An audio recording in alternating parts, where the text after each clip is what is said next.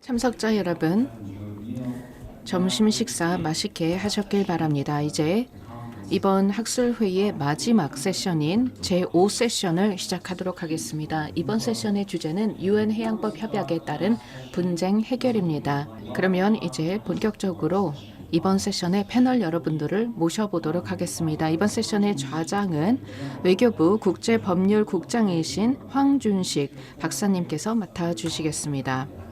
네, 감사합니다. 안녕하십니까? 이번 회의의 마지막 세션에 오신 것을 환영합니다. 저는 외교부의 국제법률국장을 맡고 있는 황준식이라고 합니다.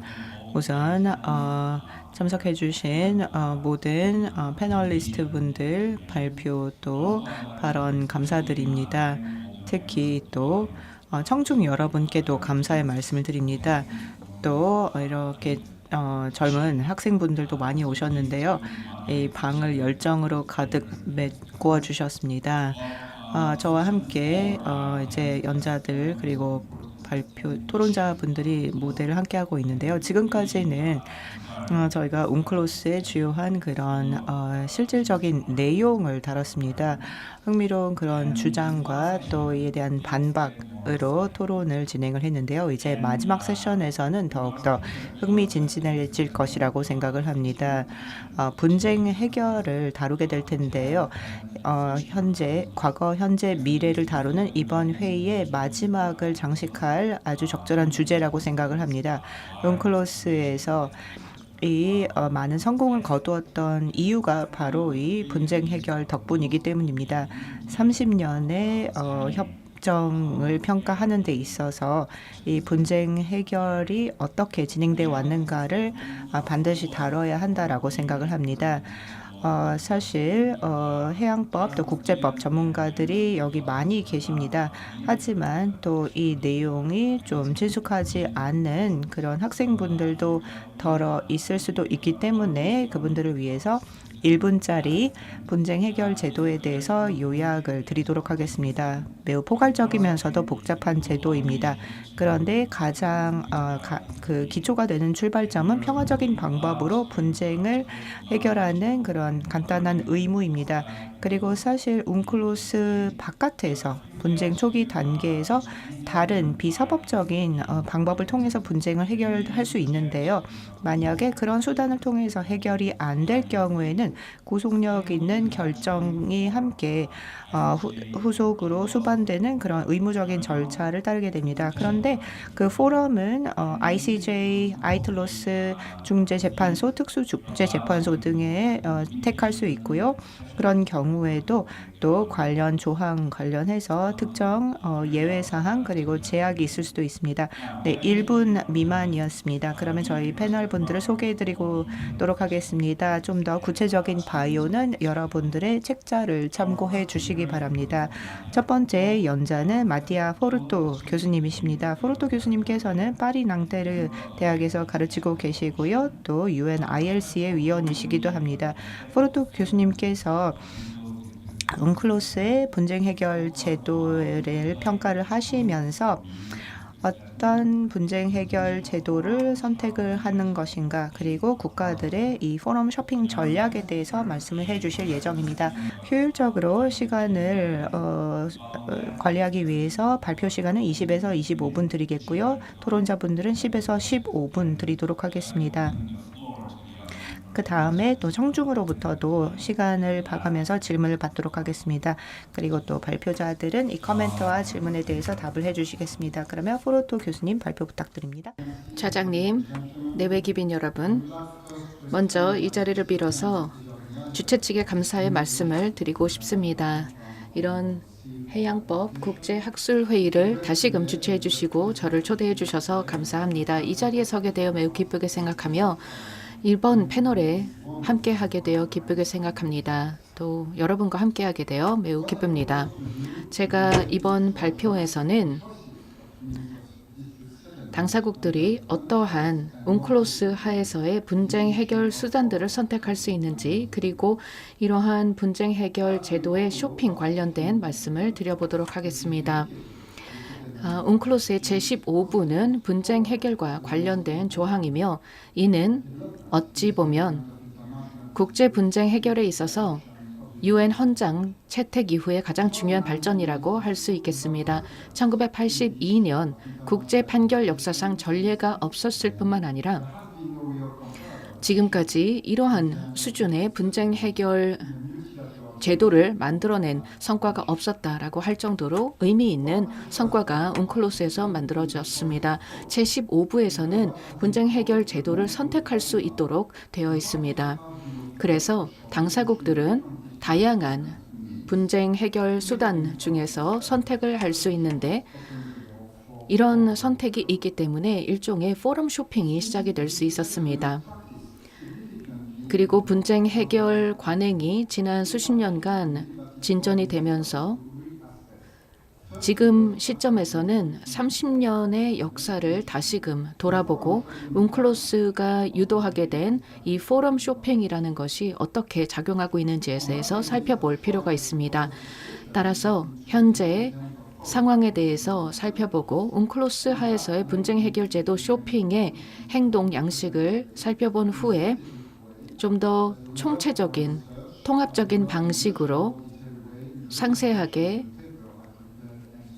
제가 이번 학술회의에 제출한 논문의 내용을 요약해 보도록 하겠습니다.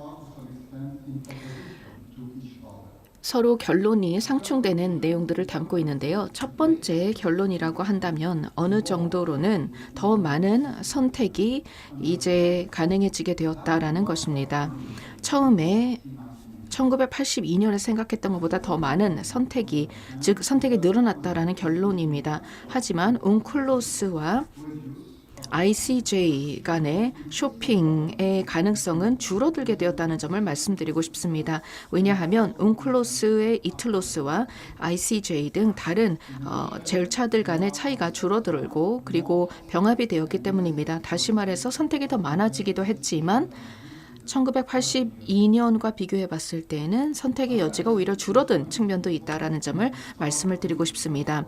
자, 그러면 첫 번째로 오늘날 국가들은 더 많은 선택을 가지고 분쟁 해결을 할 수 있게 되었다라는 점에 대해서 상세하게 말씀을 드리도록 하겠습니다. 지난 30년 동안 우리가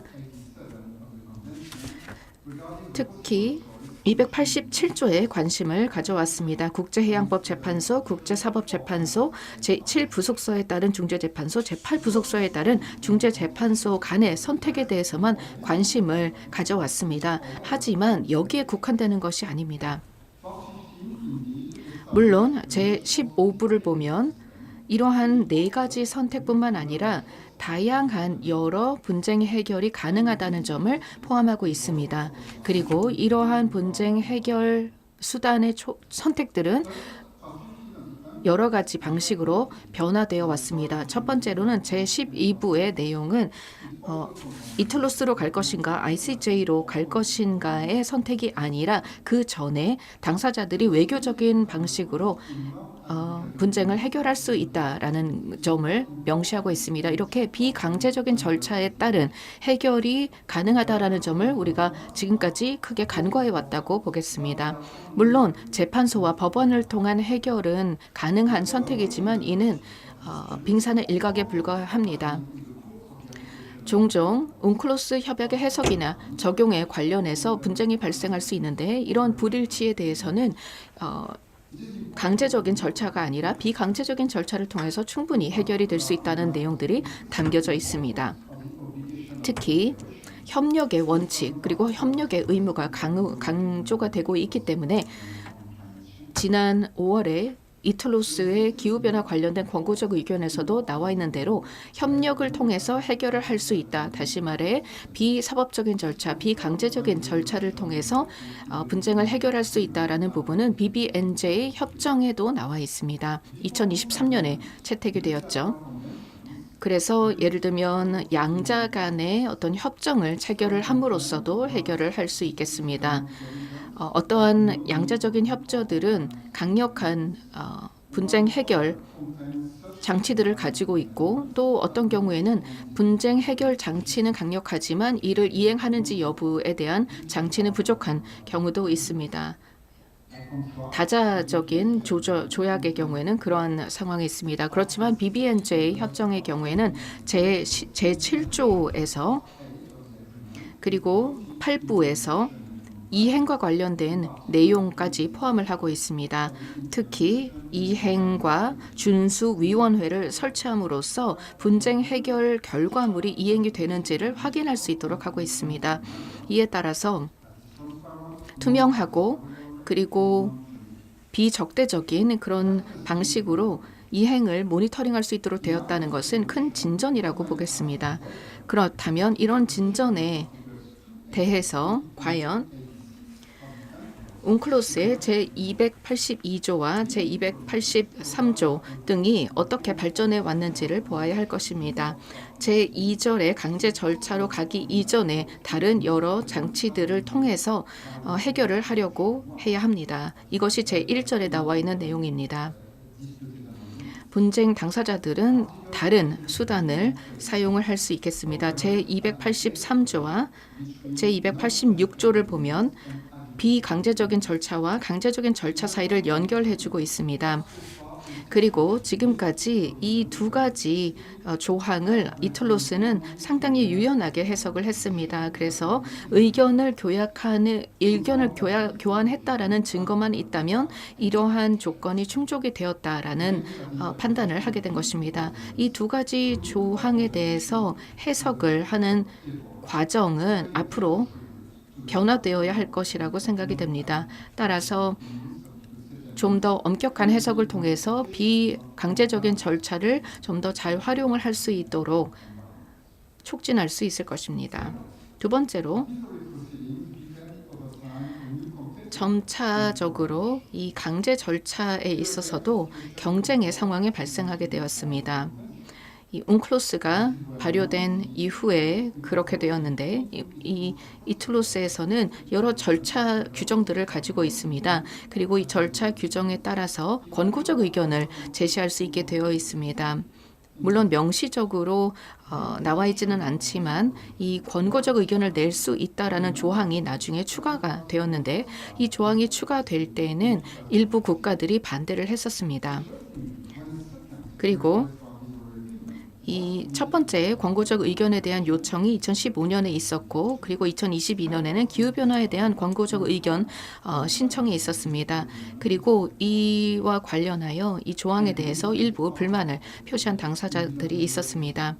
그리고 관련된 절차들이 조정이 되게 되었고 그리고 재판소에 권고적 의견을 구할 수 있다라는 조항이 남아있기 때문에 이틀로스의 그리고 ICJ의 권고적인 의견을 요청하기 위해서는 그 이전에 웅클로스의 여러 분쟁 해결 조치들을 활용을 하도록 되어 있습니다. 그런데 웅클로스가 처음에 1982년에 채택이 되었을 때는 이런 상황을 상상하지 못했습니다. 그리고 세 번째로 당사자들은 웅클로스가 아닌 곳에서 분쟁을 해결할 수 있다라는 점도 인정을 하고 있습니다. 281조에도 그런 내용이 나와 있는데요. 그래서 1994년부터 여러 판례법들이 나오게 되었습니다. 이 관련된 조항들을 보면 한 단계 더 걸쳐서 쇼핑 전략을 촉구한다라고 볼 수가 있겠습니다. 상황이 더 복잡해지는 것입니다. ICJ가 소말리아와 케냐 간의 해양 경계 획정과 관련된 사건에 대한 판결을 내리면서 좀 더 복잡해지게 되었습니다. 이 당시에 이 합의 즉 282조에 나와 있는 이 합의라는 내용을 굉장히 포괄적으로 해석을 해서 어떤 계약적인 합의가 아니더라도 합의를 구성할 수 있다라고 이야기를 했습니다. 그리고 점차 지나면서 이 해양법 관련된 분쟁으로 인해서 분쟁 해결 체제를 웅클로스 내뿐만 아니라 웅클로스 외에서도 해결을 할 수 있게 되었습니다. 이 웅클로스의 분쟁 해결 절차는 협약의 해석이나 적용과 관련된 분쟁과 관련된 것이지만 예를 들어서 면책이라든지 투자법이라든지 인권법이라든지 다른 여러 법들에 관련하여 이 법들에 의지하여 분쟁을 해결하는 그런 케이스들도 나타나게 되었습니다. 다시 말해 웅클로스 이외의 다른 조약들에 기대어 분쟁을 해결하는 상황들도 발생하게 되었다는 것입니다. 이에 따라서 이 포럼 쇼핑이 더 복잡해지게 되었고 또 이는 제7부속서에 따른 중재재판소에도 해당이 될 것입니다. 작년에 다루어졌던 노르웨이와 관련된 사건이 있었고 그리고 스노우 크랩을 노르웨이의 관할권에 있는 해역에서 조업을 할 수 있는가에 관련해서 이 웅클로스와 중첩되는 투자법과 관련된 적용도 있었습니다.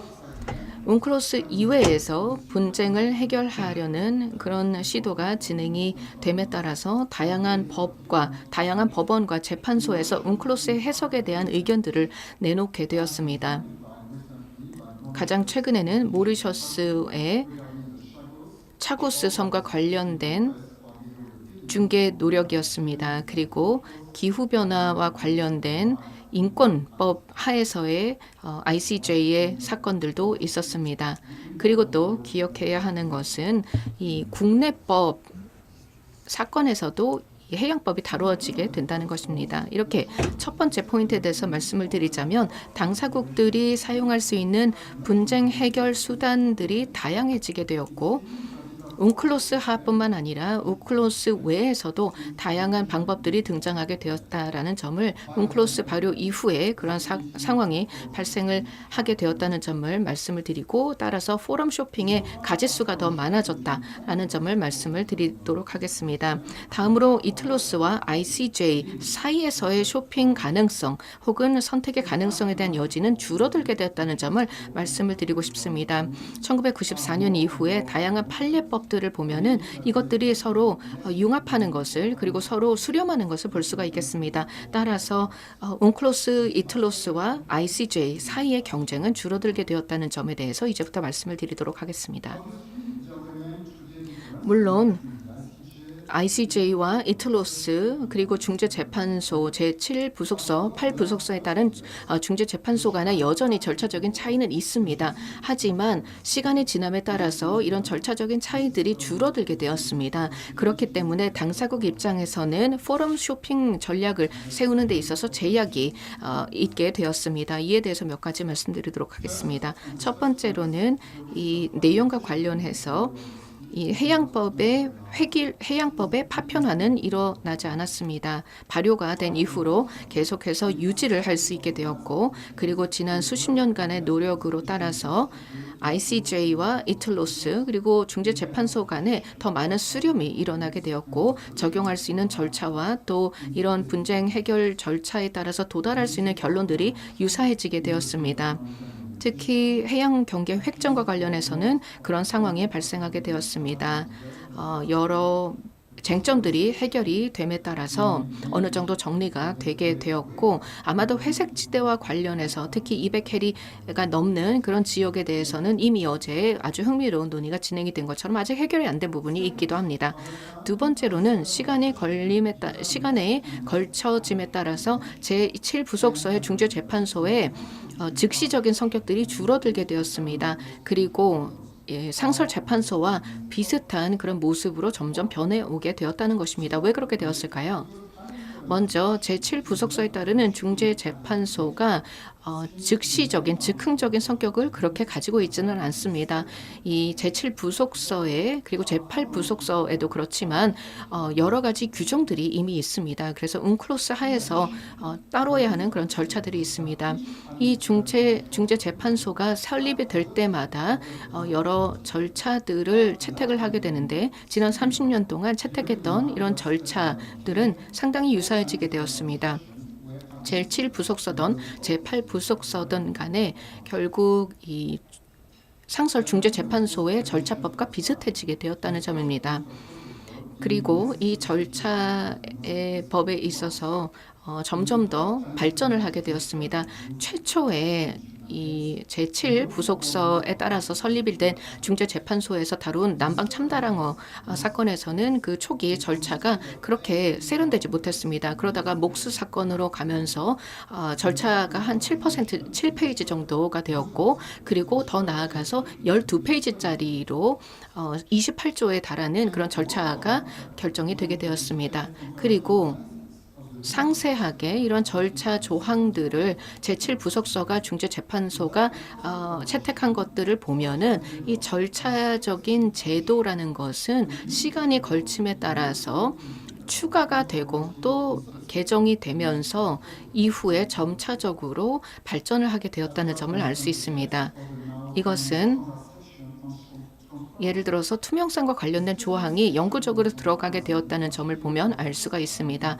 처음에는 이 절차법에서 엔리카 엘릭시 사건에서 2016년에 처음 이 투명성이라는 조항이 도입이 되었습니다. 그리고 그 이후에 설립된 중재재판소에서도 이 투명성 조항을 그대로 이어받게 되었습니다. 그리고 좀 더 전반적으로 상세하게 이 중재재판소들의 이 절차 조항들을 비교를 해보면 제7부속서 중재재판소는 지난 수십 년에 걸쳐서 표준화를 경험해 왔다는 것을 볼 수 있습니다.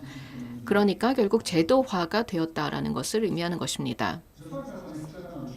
제7부속서에 따른 중재재판소는 점점 더 즉흥성을 잃어가게 되었고, 이에 따라서 당사국 입장에서는 이러한 중재재판소의 절차의 안정성에 따라서 차고스 중재에서도 그런 사례를 볼 수가 있었습니다. 그 이전에는 중재재판소에서 이 당사국들이 이 절차를 채택할 수 있었습니다. 예를 들어서 반갈만 사건의 경우에는 중재재판소의 절차들에 대해서는 양 당사자가 합의를 해야만 채택이 되었습니다. 차고스의 경우에는 이러한 부분이 끊어지게 되었습니다. 다시 말해 당사국들의 합의가 없어 도 재판소가 당사국들의 의견을 수렴한 이후에 중재재판소가 이 절차들을 확정하는 방식으로 채택하는 방식으로 바뀌게 되었습니다. 당사국들이 의견을 개진을 할 수도 있지만 당사국들이 결정을 하는 것은 아니었습니다. 이후에 중재 사건에서도 동일한 방식이 채택이 되었습니다. 이제 재판소 입장에서는 이 절차를 채택하는 그런 주체가 된 것입니다. 그렇게 됨에 따라서 이틀로스나 ICJ와 중재재판소 간의 차이가 거의 없어지게 되었습니다. 그렇기 때문에 분당 당사국 입장에서는 굳이 선택을 해야 하는 인센티브가 사라지게 되는 것입니다. 과거에는 중재재판소를 어느 정도 통제할 수 있었다면 이제는 그렇지 않기 때문입니다. 세 번째로 절차적인 차이가 물론 있기는 합니다. 이 이틀로스와 ICJ 간의 절차적인 차이가 있음 또한 우리는 인지해야 할 것입니다. 일단 운클로스의 제15부에 보면은 모든 이 재판소에 적용이 되는 이 제287조가 있습니다. 그리고 제288조에 관할권 조항이 있고 제289조에 이 전문가 조항이 있고, 그리고 또 중요한 것이 제293조가 있고, 그리고 제294조 예비 절차에 대한 조항들이 있습니다. 그리고 제295조는 국내적 구제의 완료가 있고요. 제296조는 판결의 종국성과 구속력을 다루고 있습니다. 그뿐만 아니라 절차적인 차이가 이틀로스와 ICJ 간에 있다 할지라도 ICJ의 절차법의 경우는 여전히 이틀로스에게 많은 영감을 주었습니다. 그렇기 때문에 이틀로스와 ICJ는 상당히 유사하게 기능한다고 볼 수가 있겠습니다. 그리고 어느 정도는 이 제7부속서의 중재재판소도 마찬가지입니다. 여러 가지 분석에 따르면 1994년 이후에 차이점보다 유사점이 더 많아졌다는 것을 확인할 수 있습니다. 예를 들어서 이틀로스는 첫 권고적 의견을 내면서 ICJ의 법리를 이용하였습니다. 관할권과 그리고 허용 가능성에 대해서 물론 일부 재판관은 반대 의견을 낸 바 있습니다만 그러합니다. 또한 차고스 건에 대해서 ICJ의 관행을 따라서 진행을 하게 되었습니다. 과거에 이 목스 사건에서 적용을 했던 것과는 다른 것입니다. 그래서 중대성을 판단을 하고 관할권을 판단하는 그런 과정에서 이틀로스는 ICJ와 상당히 유사한 원칙들을 적용을 하게 되었고 또한 이 화폐금 원칙을 적용을 하게 되었고 그리고 절차에 있어서 그 이전에 판례법을 많이 언급하였습니다. 그리고 투명성의 경우에는 제7부속서의 중재재판소에서 이 투명성이라는 조항을 절차 조항에 추가하지 않았다가 추가하게 되었습니다. 우리가 투명성과 관련된 조항에 대한 차이가 그렇기 때문에 이제는 없어지게 되었다라고 볼 수 있습니다. 이제 더 이상 이 중재재판소가 투명성 어떤 정보 보호를 하지 않고 투명하다라는 점을 알 수 있습니다. 과거에는 그것이 중재재판소의 매력이기는 했었습니다. 이러한 이제 절차적인 차이들이 존재하기는 하지만 중대한 차이는 아닙니다. 따라서 분쟁 당사국들이 포럼 쇼핑을 할 만큼의 인센티브를 제공하는 차이점은 아니라고 하겠습니다. 그렇기 때문에 이 제7부속서에 따른 중재재판소에서 소요되는 시간 측면을 볼 수가 있겠습니다. 그리고 또한 빠르고 신속하게 해결을 할 것을 언급하고 있습니다. 그리고 제7부속서 중재재판소의 절차에는 반대 의견을 낼 수 있는 기한을 정해놓고 있고요. 그리고 일부 절차상에서는 구체적인 제도를 지정하여 이해관계 상충이 없도록 하며 재판소에 회원국들 그리고 관련 당사국들의 이해관계 상충을 예방하는 내용에 담겨 있고 그렇지만 이전에 ICJ나 이틀로스에서 적용이 되는 절차와 크게 벗어나지 않는 절차임을 알 수 있습니다.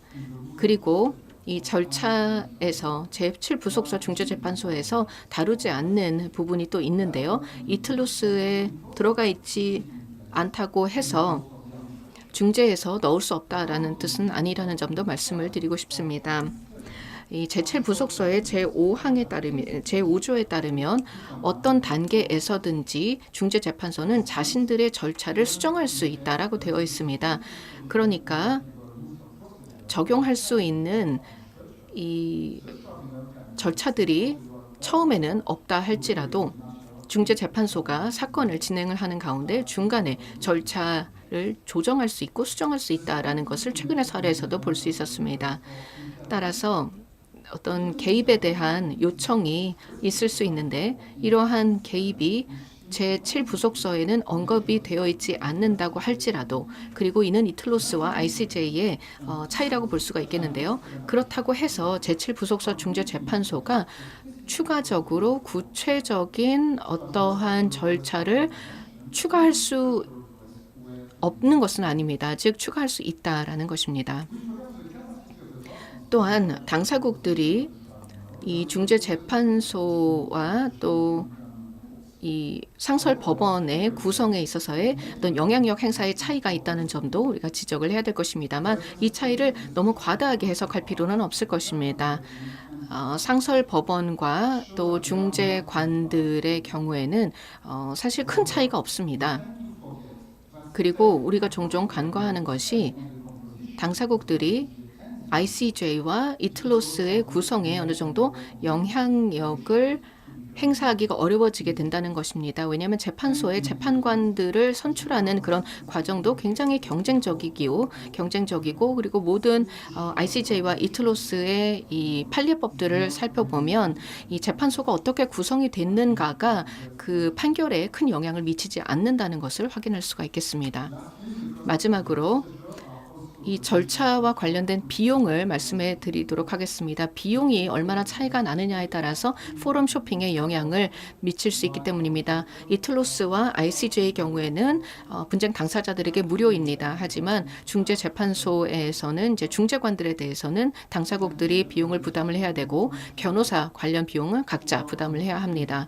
그리고 더 나아가서 국제 재판소 등의 접근성을 높이기 위해서 재원을 확보하기 위한 노력이 진행이 되고 있습니다. 그리고 투자 관련된 중재에서도 이러한 논의가 진행이 되었습니다. 과연 앞으로 이 제7부속서의 중재재판소에 대해서도 이런 논의가 진행이 될 것인지에 대해서 지켜보아야 할 것입니다. 이틀로스와 ICJ는 현재 예산의 어려움을 경험하고 있기 때문입니다. 마무리해 보도록 하겠습니다. 지난 30년 동안 많은 발전이 있었습니다. 이에 따라서 처음에 생각했던 것보다 상당히 복잡한 상황을 드러내게 되었습니다. 제287조에 따른 절차 선택이 있기 때문에 좀 더 복잡한 상황이 발생을 하게 되었습니다. 포럼 쇼핑을 할 수 있는 기회가 늘어나기도 했지만 또 이와 동시에 줄어들기도 했다라고 말씀을 드렸습니다. 어떤 중재 또 어떠한 분쟁 해결 수단을 사용을 할 것인가 고려하고 있는 국가들은 구체적인 결과에 대한 확신 없이 정교한 전략을 개발해야 한다는 어려운 상황에 있습니다. 그리고 과연 인적 자원 그리고 물적 자원의 측면에서 이 모든 어떤 선택안을 비교하는 전략에 투자하는 것이 타당할 것인가에 대해서 고민을 해봐야 될 것입니다. 왜냐하면 이제 이틀로스와 ICJ에 있어서는 법리가 수렴이 되고 있고 큰 차이가 없고 국중재재판소 또한 그러하기 때문입니다. 이제 마지막 발언을 하도록 하겠습니다. 더 중요한 것은 이 협약이 발효된 이후에 전반적으로 웅클로스는 효과적으로 분쟁 해결 메커니즘을 제공했는데요. 유연성도 있었고 또한 이와 동시에 안정성과 법적인 예측 가능성을 제공했다라는 것입니다. 이는 처음에 협약이 채택이 1982년에 되었을 때에는 아마 상상하지 못했을 그런 결과일 것입니다. 이것으로 제 발언을 마무리하도록 하겠습니다. 이후에 토론도 기대해 보겠습니다. 감사합니다. 네, 대단히 감사합니다. 통찰력 있는 그리고 많은 내용을 담고 있는 발표를 해주셨습니다. 현재 역동적이고 또 복잡한 이런 포럼 쇼핑 행위에 대한 내용을 정말 설명을 잘 해주셨습니다. 감사합니다.